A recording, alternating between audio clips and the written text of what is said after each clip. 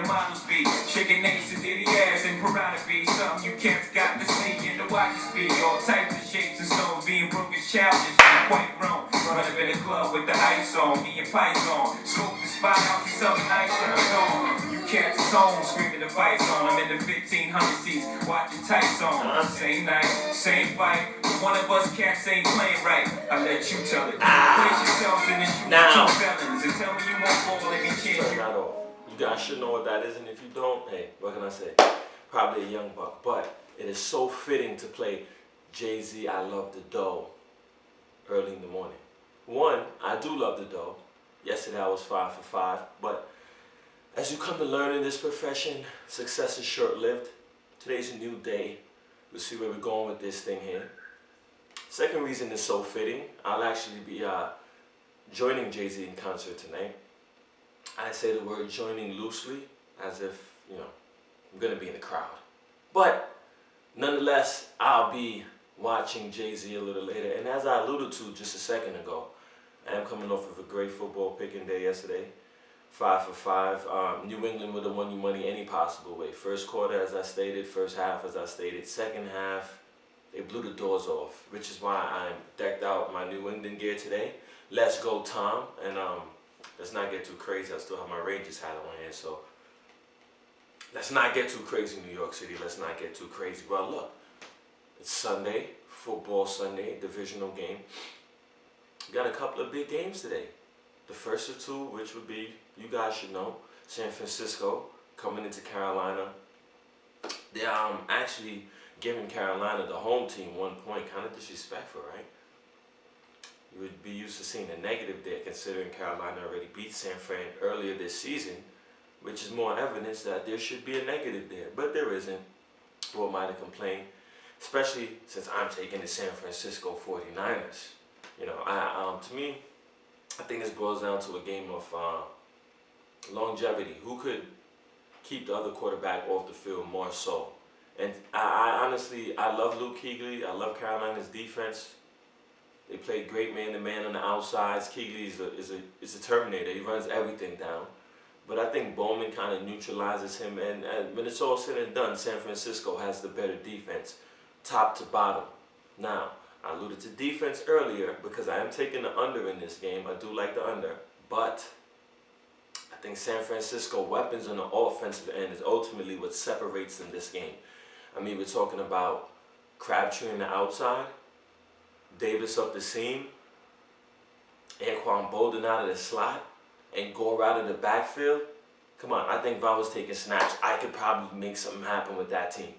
And, you know, it's just a great offensive team. They gel. They've been here before. It isn't the first time. This isn't Kaepernick's first rodeo, as it is the other guy, Cam Newton, who's also a great football player. Don't get me wrong. But I think, you know, these particular circumstances in the playoffs calls for some kind of experience, which Tom Brady showed you guys yesterday when taking on Andrew Luck, where it wasn't all about Brady's experience, but Bill Belichick's experience as well, which is why he handed the ball off so much yesterday, which is why they got the huge win.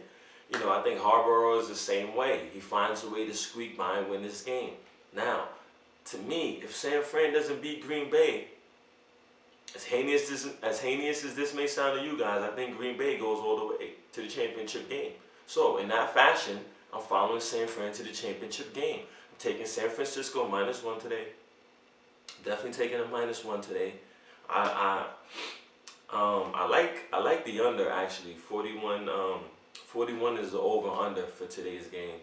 I kind of dig the under. Am I gonna play the under? I can't say I am. But I do like San Francisco in a 21-17 victory in Carolina. They squeak one out. They get that win. So we'll see what happens. As I said, again, like San Francisco and the under. Moving right along. Game number 2 in this jam-packed NFL weekend. We're going to get the Chargers coming into Mile High Denver Broncos, where Broncos are giving the Chargers 8 points. 8 points, people. And if you followed the show yesterday, to me, 9.5 was a huge spread to give Drew Brees, to give anybody with any kind of experience. You know what I mean? They gave Luck a big spread, but Luck isn't too experienced in the playoffs, so I figured the 9 points for Brees, he'll cover that. Similar to how I feel about the 8 points to Phillip Rivers, he'll cover that. At least I think he'll cover that. Here's the thing. Chargers played great keep away ball. I mean, they're dominating time of possession in this series. They played twice now, split the games. Denver went to San Diego, beat them by 8. Go figure, the spread is 8. But, you know, I got it at 9.5. I played all of my games early. I got the spread at 9.5. If you have it at 9.5, better for us. If not, I still take the 8 though. It's late. I still have money to kick around. I still might take this 8. Like I alluded to, San Diego dominates time of possession.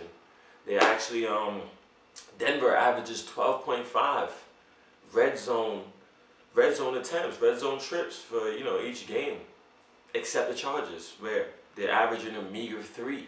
So you can see the disparity there and the problems that the Chargers create for Denver. I mean, they have a bunch of players that move around in their schemes. Their linebackers are never totally lined up where they end up when the ball is snapped. And same goes for the safeties, you know, the third line of defense. And the line is pretty dominant against these Denver Broncos. And, you know, the Denver Broncos are coming in with the same issues we all know they have.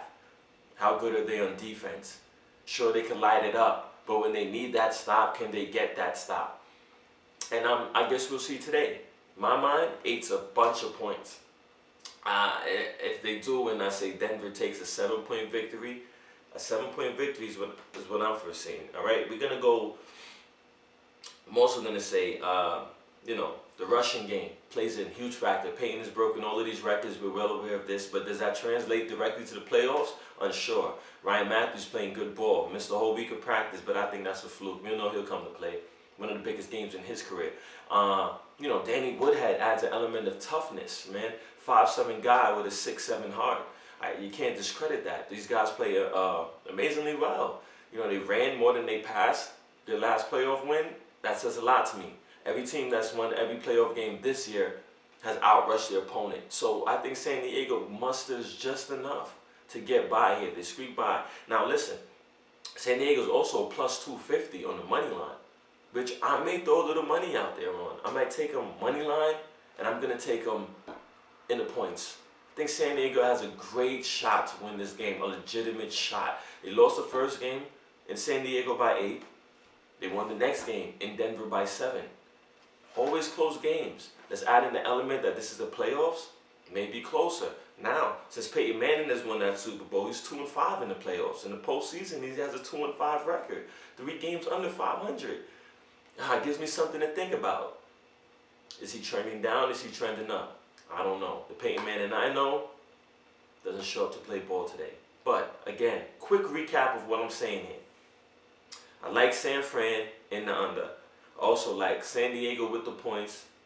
I didn't tell you the over-under yet, did I? In the under. I think the keep away, the defense plays well today. I don't think Peyton goes up and down the field as he does every weekend of football. I think it's a grind them out game. San Diego may get that win by 3. That's going out on a limb here. I mean, people are afraid to say that, but guess who's not? Me. That's who. And you've been watching On the Money. Seth, you got to get up with me, man. This is On the Money. Ray Cash, you've been here on the couch with me. Ray Mitchell, you seen what I did yesterday. 5-0 against the spread. Let's see what I do today. Tune into the next show.